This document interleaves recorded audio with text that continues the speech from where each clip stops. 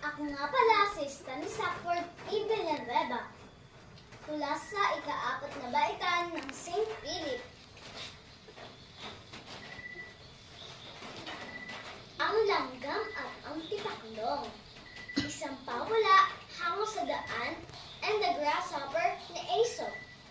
Maganda ang panahon. Mainit ang sikat ng araw.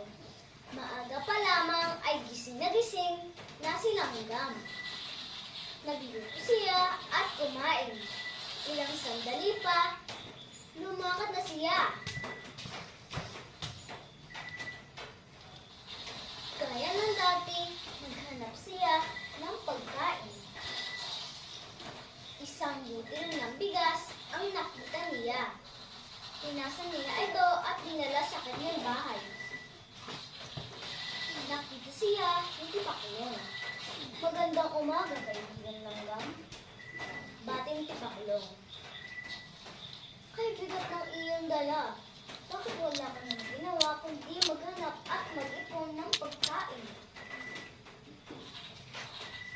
Oo nga. Nag-iipon ako ng pagkain habang maganda ang panahon. Sagot ni langgam. Tumulad ka sa akin, kaibigan langgam. Wika ng tipaklong. Habang maganda ang panahon, tayo ay magsaya. Halika, tayo ay namukso. Tayo ay kumanta.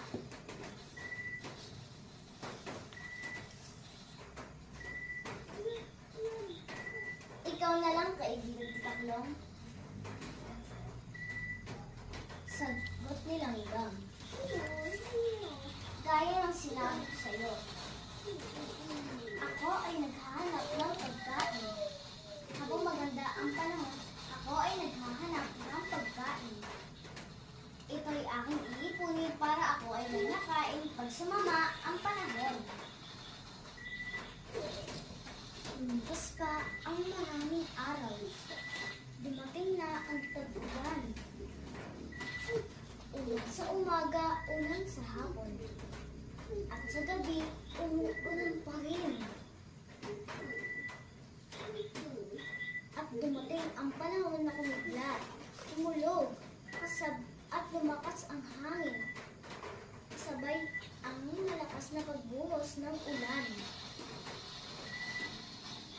Linaw na linaw at gutom na gutom ang kaawa-awang tipaklong.